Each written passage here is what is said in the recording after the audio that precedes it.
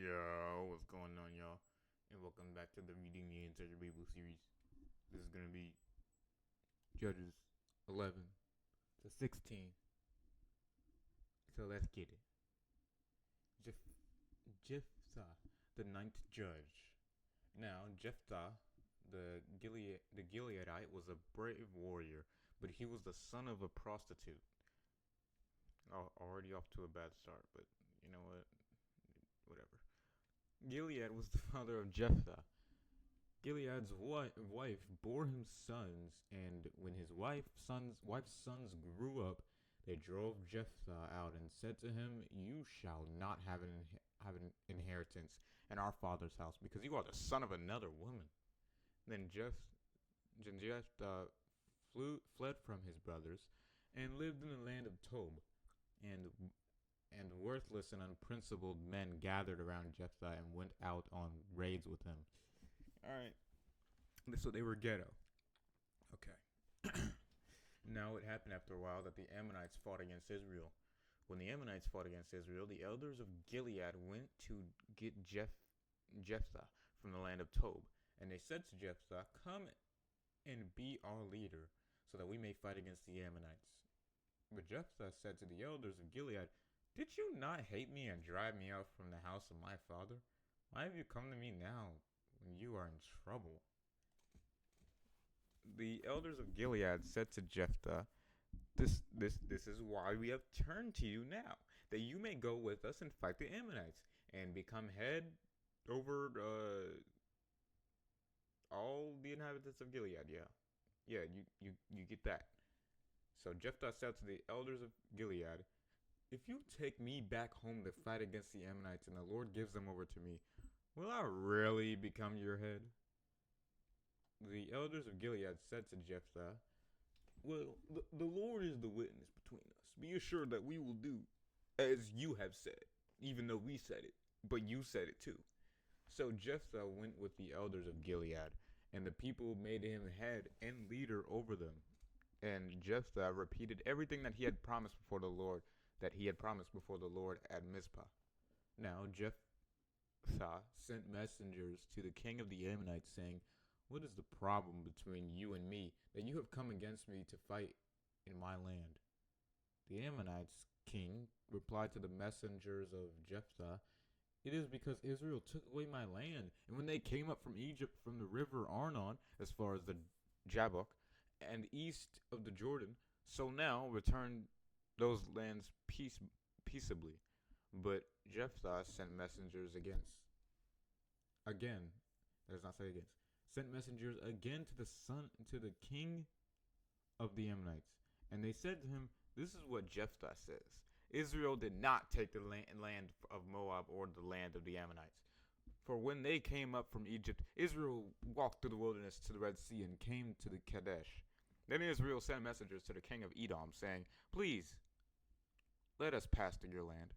But the king of Edom would not listen, and they sent word to the king of Moab, but he would not consent. So Israel stayed at Kadesh.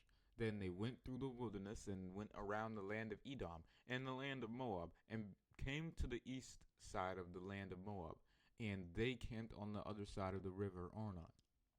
But they did not enter the territory of Moab, for the Arnon was the northern boundary of Moab.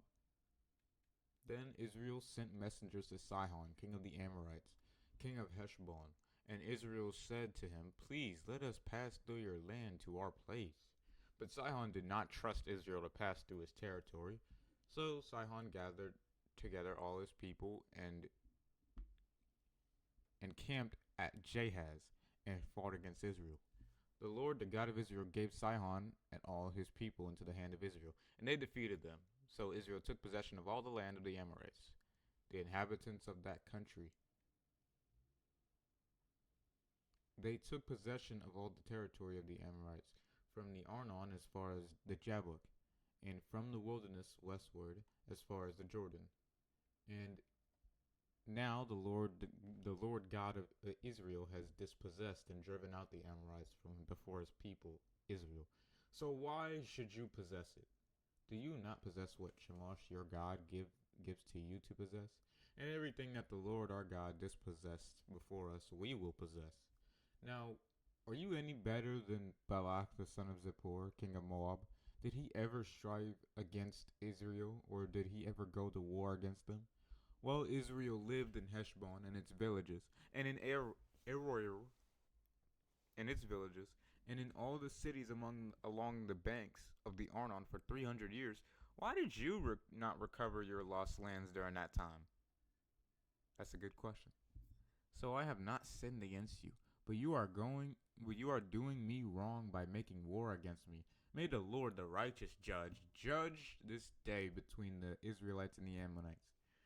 But the king of the Ammonites disregarded the message of Jephthah. I've been saying his name wrong this entire time. Jephthah, which he sent to him. Jephthah's tragic vow. Then the Spirit of the Lord came upon Jephthah, and he passed through Gilead and Manasseh, and Mizpah of Gilead, and from Mizpah of Gilead he passed on to the Ammonites. Jephthah made a vow to the Lord and said, "If you will indeed give the Ammonites into my hand, then whatever comes out of the doors of my house to meet me when I return in peace from the Ammonites, it shall be the Lord's, and I will offer it up as a burnt offering." Then Jephthah crossed over to the Ammonites to fight with them, and the Lord gave them into his hand. And from Aroer to the entrance of Minnith, he struck them 20 cities as far as Abel.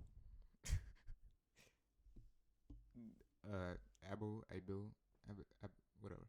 Karamim, brook by the vineyard, with a very great defeat. So the Ammonites were subdued and humbled before the Israelites. Then Jephthah came to his house at Mizpah, and this is what he saw. His daughter coming out to meet him with the tambourines and with dancing. And she was his only child. Except for her he had no son or daughter.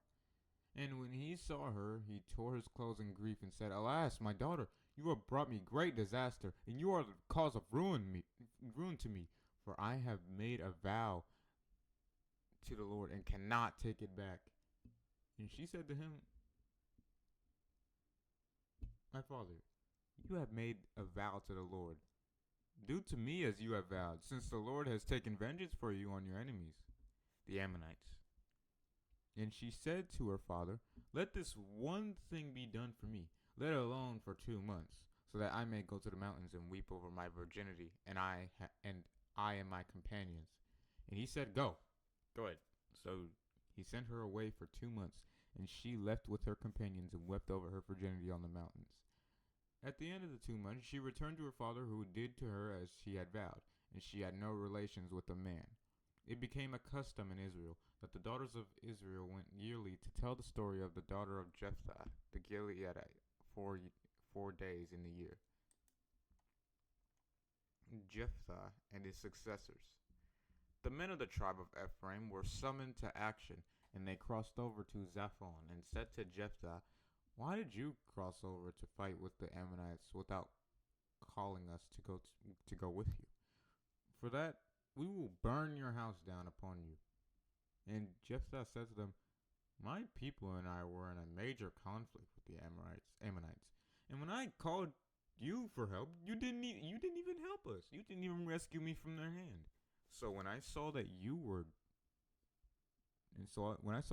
not coming to help me, I took my life in my own hands and crossed over against the Ammonites, and the Lord handed them over to me. So why have you come up to me this day to fight against me?" Then Jephthah assembled all the men of Gilead and fought with the tribe of Ephraim. And the men of Gilead defeated Ephraim, because they had said, "You Gileadites are fugitives of Ephraim, in the midst of the tribes of Ephraim and Manasseh." And the Gileadites took the fords of the Jordan opposite the Ephraimites. And when any of the fugitives of Ephraim said, "Let me cross over," the men of Gilead would say to him, "Are you an Ephraimite?" If he said no, if they said no, Then they said to him, then say Shibboleth. And he said Shibboleth, for he could not pronounce it correctly.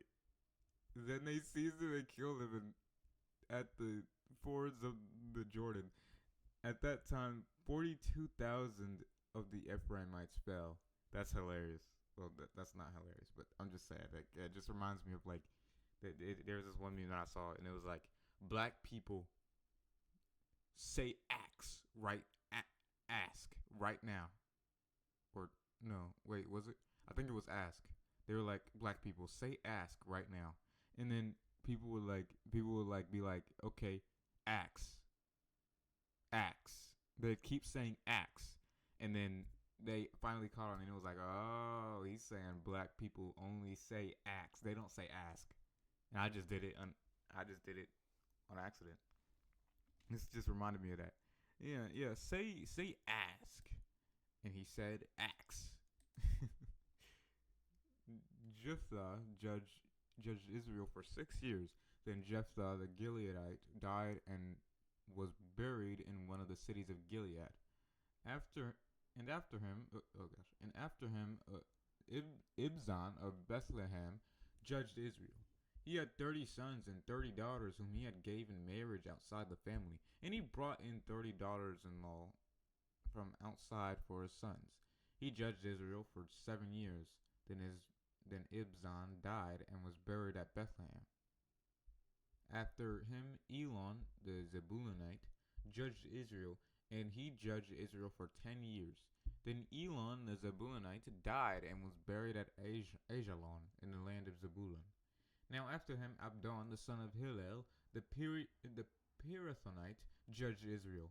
He had 40 sons and 30 grandsons, who rode on 70 donkeys, and he judged Israel for 8 years. So let's say 8 years. Then Abdon the son of Hillel the Pirathonite died and was buried at Pirathon in the land of Ephraim, in the hill country of the Amalekites. Philistines oppress again. They oppress, or they were oppressed. I think they're the ones doing oppressing again. Now, Israel again did what was evil in the sight of the Lord. And the Lord gave them into the hands of the Philistines for 40 years. And there was a certain man of Zorah, of the family of the Danites, whose name was Manoah. And his wife was infertile and had no children. And the angel of the Lord appeared to the woman and said to her, behold, you are infertile and have no children, but you shall conceive and give birth to a son. Therefore be careful not to drink wine or any other intoxicating drink, and do not eat anything ceremonially unclean. For behold, you shall conceive and give birth to a son. No razor shall come upon his head, for the boy shall be a Nazarite, dedicated to God from birth, and he shall begin to rescue Israel from the hands of the Philistines. Then the woman went and told her husband, saying, a man of God came to me, and his appearance was like the appearance of the angel of God. Very, very awesome. But I did not ask him where he came from, and he did not tell me his name. But he said to me, behold, you shall conceive and give birth to a son, and now you shall not drink wine or any other intoxicating drink, nor eat anything ceremonially unclean, for the boy shall be a Nazarite to God from birth to the day of his death. Then Manoah pleaded with the Lord and said, O Lord, please let the man of God whom you have sent to come again to us and teach us what we are to do for the boy who is to be born. And God listened to the voice of Manoah, and the angel of God came again to the woman, and she sat in the field. But Manoah, her husband, was not with her, unfortunately. So the woman ran quickly and told her husband, behold, the man who came to me the other day has appeared to me. Then Manoah got up and followed his wife, and came to the man and said to him, are you the man who spoke to this woman? He said, I am. And Manoah said, now, when your words come true, what shall be the boy's manner of life and his vocation? The angel of the Lord, this is obviously Jesus, said to Manoah, the woman must pay attention to everything that I said to her. she may not eat anything that comes from the vine, nor drink wine or any other intoxicating drink, nor eat anything ceremonially unclean. She shall observe everything that I commanded her. Then Manoah said to the angel of the Lord, Jesus, please let us detain you, and let us prepare a young goat for you to eat. The angel of the Lord said to Manoah, though you detain me, I will not eat your food. But if you prepare a burnt offering, offer it to the Lord. For Manoah did not know that he was the angel of the Lord. Manoah said to the angel of the Lord, what is your name? So that when your words come true, we may honor you. But the angel of the Lord said to him, why do you ask my name? Seeing it is wonderful, miraculous. So Manoah took the young goat with the grain offering and offered it on the rock to the Lord. And he performed miracles while Manoah and his wife looked on. For when the flame went up toward heaven from the altar, the angel of the Lord ascended into the altar flame. When Manoah and his wife saw this, they fell on their faces to the ground. The angel of the Lord did not appear again to Manoah or his wife.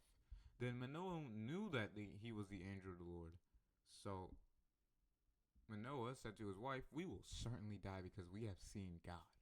But his sensible wife said to him, if the Lord had desired to kill us, he would not have received a burnt offering and a grain offering from our hands, nor would he have shown us all these things, nor would he have announced such things at this time. So the woman in due time gave birth to a son and named him Samson. And the boy grew, and the Lord blessed him. And the Spirit of the Lord began to stir him at times. And Mahane died between Zorah and Eshtal. Samson's marriage. So this is the strong guy. Samson went down to Timnah, and at Timnah he saw a woman, one of the daughters of the Philistines. So he went back and told his father and his mother, I saw a woman in Timnah, one of the daughters of the Philistines. Now get her to me as a wife. But his father and mother said to him, is there no woman among the daughters of your relatives or among our people that you must go to take a wife for the uncircumcised pagan Philistines? And Samson said to his father, get her for me, because she looks hot. She looks pleasing to me. His father and mother did not know that it was of the Lord, and that he was seeking an occasion to take action against the Philistines. That's brilliant. Now at that time, the Philistines were ruling over Israel. Then Samson went down to Timnah with his father and mother to arrange the marriage, and they came as far as the vineyards of Timnah. And suddenly a young lion came roaring toward him. The Spirit of the Lord came upon him mightily, and he tore the lion apart as one tears a young goat. And he had nothing at all in his hand, but he did not tell his father or mother what he had done. So he went down and talked with the woman, and she looked pleasing to Samson. When he returned later to take her, he turned aside to see the carcass of the lion, and behold, a swarm of bees and honey were in the body of the lion.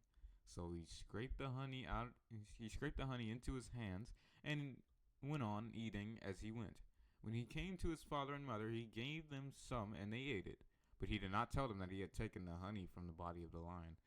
I feel like that has another meaning, because if it's just random like that out of nowhere, then it's like, someone's gonna be like, what, huh? His father went down to the woman, and Samson prepared a feast there, for that there was the customary thing for young men to do. When the people saw him, they brought 30 companions, wedding attendants, to be with him. Samson's riddle. Then Samson said to them, let me now ask you a riddle. If you can tell me what it is within the 7 days of the feast and solve it, then I will give you 30 linen tunics, undergarments, and 30 changes of outer clothing. But if you are unable to tell me the answer, then you shall give me 30 linen tunics, undergarments, and 30 changes of outer clothing. And they said to him, Ask your riddle so that we may hear it. Go ahead. So he said to them, out of the eater came something to eat, and out of the strong came something sweet, and they could not solve the riddle in 3 days. I'd be like, nah, see, you cheating. You ain't give me no hints, nothing. Then on the fourth day, they said to Samson's wife, persuade your husband to tell us the answer to the riddle, or we will burn you and your father's household with fire. Have you invited us to make us poor? Is this not true? So Samson's wife wept before him and said, you only hate me, you do not love me. You have asked my countrymen a riddle, and have not told the answer to me. And he said to her, listen, I have not told my father or my mother either, so why should I tell you? However, Samson's wife wept before him for 7 days while their wedding feast lasted, and on the 7th day he told her because she pressed him so hard. Then she told the answer to the riddle to her countrymen. So the men of the city said to Samson on the 7th day before sundown, what is sweeter than honey? What is stronger than a lion? And he said to them, if you had not plowed with my heifer, you would not have solved my riddle. Then the Spirit of the Lord came upon him mightily, and he went down to Ashkelon and killed 30 of them and took their gear and gave changes of clothes to those who had explained the riddle. And his anger burned, and he went up to his father's house. But Samson's wife was given to his companion who had been his friend. What the heck? Everything. Yo. Oh, gosh. Oh, man. It's getting even worse. Samson burns Philistine crops. Yikes. But after a while, in the time of wheat harvest, Samson went to visit his wife with a young goat as a gift of reconciliation. And he said, I will go into my wife. I will go into my wife in her room. But her father would not allow him to go in. Her father said, I really thought you utterly hated her, so I gave her to your companion. Is her younger sister not more beautiful than she is? Please, take her as your wife instead. Samson said to them, no, this time I shall be blameless in regard to the Philistines when I do them harm. So Samson went and caught 300 foxes, and took torches and turning the fox's tail to tail. He put a torch between each pair of tails. When he had set the torches ablaze, he let the foxes go in the standing grain of the Philistines, and he burned up the heap of sheaves and in the standing grain, along with the vineyards and olive groves. Then the Philistines said, who did this? And they were told, Samson, the son-in-law of the Timnite, because he took Samson's wife and gave her to his chief companion at the wedding feast. So the Philistines came up and burned her, and her father was fired. Samson said to them, if this is the way you acted, be certain that I will take revenge on you, and only after that I will stop. Then he struck them without mercy, a great slaughter, and he went down and lived in the cleft of the rock of Etam. Then the army of the Philistines came up and camped in the tribal territory of Judah and overran Lehi Jabal. The men of Judah said, why have you come up against us? And they answered, we have come up to bind Samson in order to do to him as he has done to us. Then 3,000 men of Judah went down to the cleft of the rock of Etam and said to Samson, have you not known that the Philistines are rulers over us? What is this that you have done to us? He said to them, as they did to me, so I have done to them. Alright. Getting a little edgy, Samson. Then they said to him, we have come to bind you, so that we may hand you over to the Philistines. And Samson said to them, swear to me that you will not kill me. So they said to him, no, we will only bind you securely and place you into their hands, but we won't kill you. We certainly will not kill you. So they bound him with 2 new ropes and brought him from the rock of Etam. When he came to Lehi, the Philistines came shouting to meet him, and the Spirit of the Lord came upon him mightily, and the ropes on his arms were like flax linen that had been burned, and his bonds dropped off his hands. He found a fresh jawbone of a donkey, so he reached out his hand and took it and killed 1,000 men with. Yo, this guy's an anime character in real life. No, anyway. Then Samson said, with the jawbone of a donkey, heaps upon heaps, with the jawbone of a donkey, I have struck down 1,000 men. When he finished speaking, he threw the jawbone from his hand, and he named that place Ramath Lehi, hill of the jawbone. Then Samson was very thirsty, and he called out to the Lord and said, You have given this great victory through the hand of your servant, and now am I to die of thirst and fall into the hands of the uncircumcised pagans? So God split open the hollow place that was at Lehi, and water came out of it. When Samson drank, his spirit strength returned, and he was revived. Therefore he named it En Hakor, spring which is calling, which is at Lehi to this day. And Samson judged Israel in the days of occupation by the Philistines for 20 years. For 20 years. Uh-oh. Samson's weakness. Then Samson went to Gaza and saw a prostitute there, and went into her. Not to her. Not to her. Went into her. Okay, so they had sex. All right. The Gazites were told, Samson has come here. So they surrounded the place and waited all night at the gate of the city to ambush him. They kept quiet all night, saying, In the morning, when it is light, we will kill him. But Samson lay resting until midnight. Then at midnight he got up and took hold of the doors of the city gate and the 2 doorposts and pulled them up, security bar and all. And he had put them on his shoulders and carried them to the top of the hill which is opposite Hebron.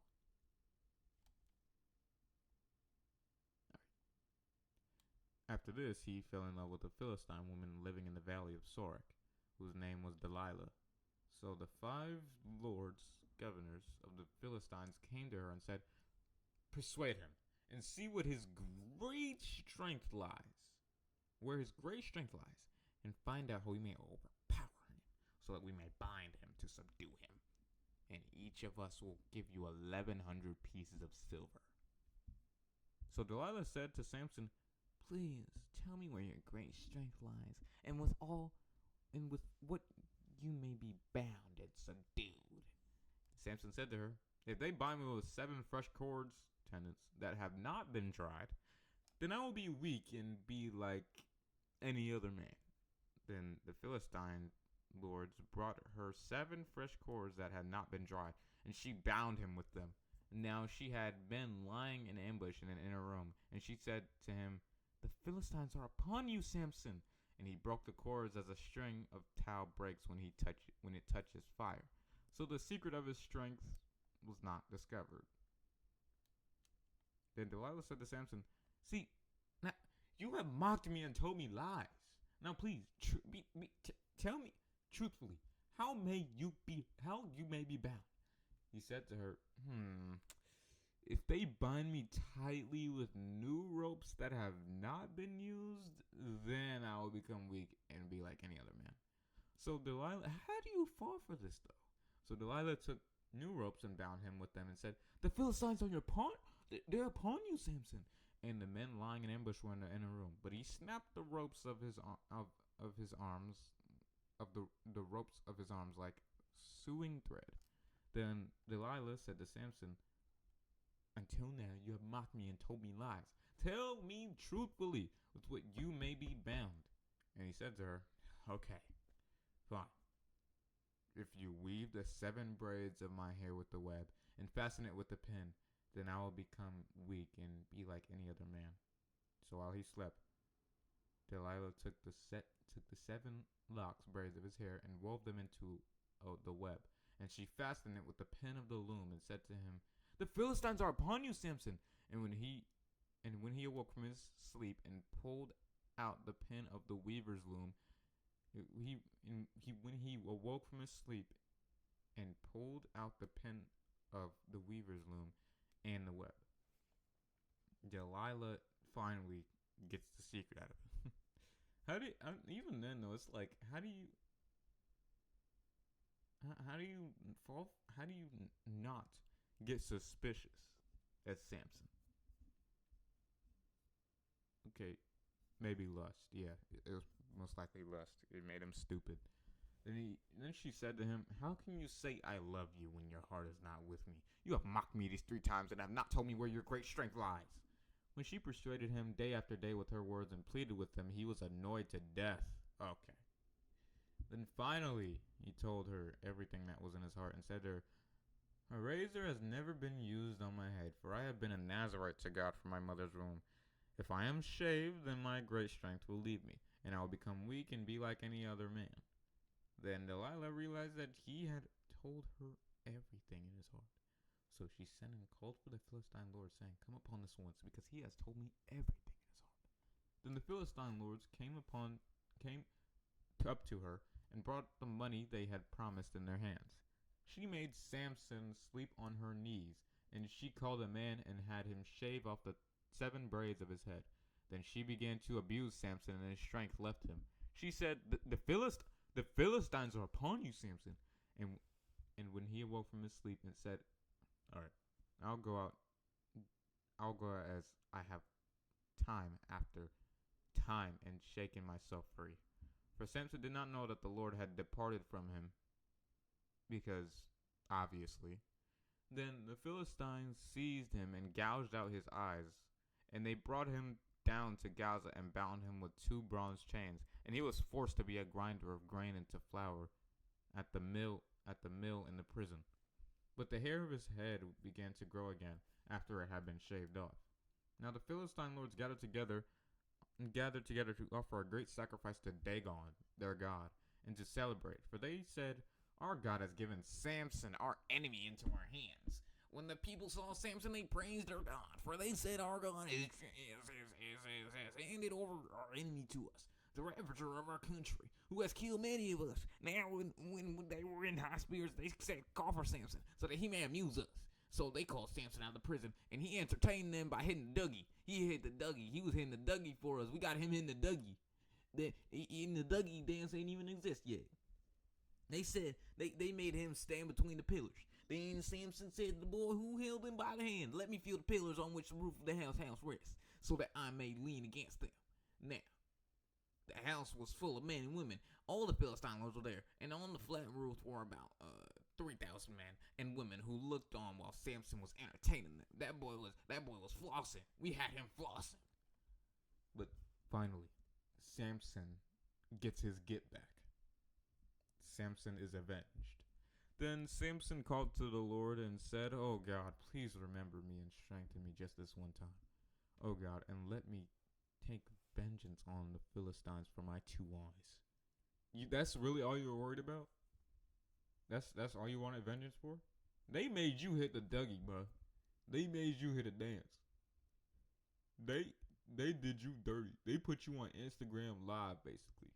They said, "Oh yeah, dance." They made you dance like a monkey. Dance monkey, dance monkey, dance monkey. Oh. I'm happy. I want to think you did before. They made you do that. Crazy. Samson took hold of the 2 middle support pillars on which the house rested and braced himself against them, one with his right hand and the other with his left. And Samson said, "Let me die with the Philistines." And he stretched out with all his might, collapsing the support pillars, and the house fell on the lords and on all the people who were in it.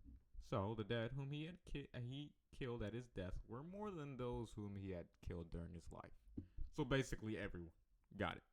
Then his brothers and his father's entire tribal household came down, took him, and brought him up, and they buried him in the tomb of Manoah his father, which was between Zorah and Eshtaol.